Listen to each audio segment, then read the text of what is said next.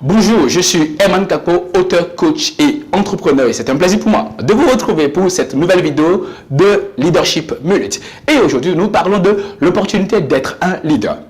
Je vais commencer par une histoire fabuleuse d'un ami à moi qui venait d'avoir une promotion au sein de l'entreprise dans laquelle il travaillait. Quand il a eu la promotion, il me dit « Herman Kako, comment tu vas ?» Je dis « Je vais super bien ». Il dit « Ok, ça y est, je suis promu, je suis nommé chef service commercial. » Il dit « Waouh, super ». Alors, je lui ai dit « Quel est ton plan? Comment est-ce que tu vas faire pour pouvoir devenir un leader ?»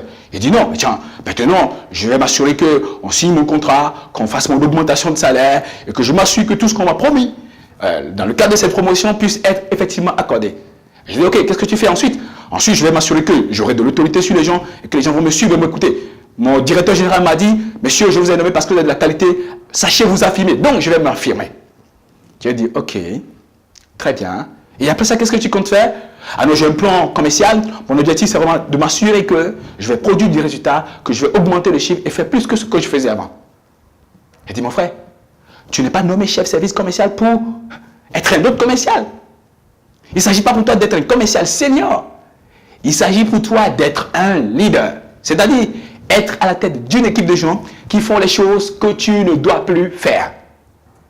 Alors, vous savez, Peter Drucker, qui est le gourou, on va dire, le pape du management, disait ceci, que la plupart des gens qui obtiennent une promotion ne connaissent pas de promotion réelle parce que lorsqu'ils passent au nouveau poste auquel ils ont été promus, ils continuent de faire les choses qu'ils faisaient avant d'être promus. Exemple, un comptable a été promu chef comptable, qu'est-ce qu'il fait? Il continue d'exécuter les mêmes opérations, les mêmes traitements de documents, exactement comme au moment où il était comptable simple. Pourquoi? Parce qu'il a été promu réellement, mais il n'est pas devenu un manager. Pourquoi? Parce qu'un manager, c'est quelqu'un qui a des gens qu'il manage et qui produisent le résultat pour lui. Et quand il devient un leader, il comprend une chose essentielle. Je suis là pour porter une mission, la mission d'une équipe.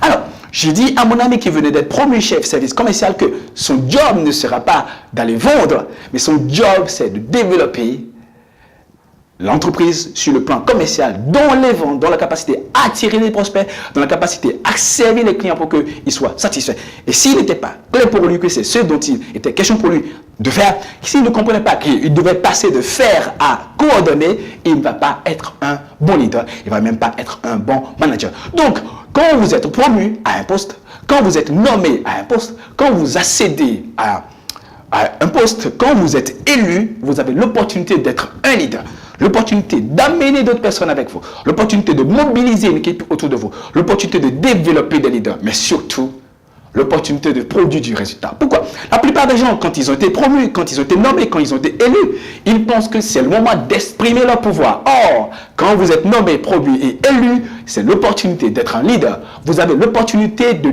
démontrer et de confirmer tout le bien qu'on pensait de vous.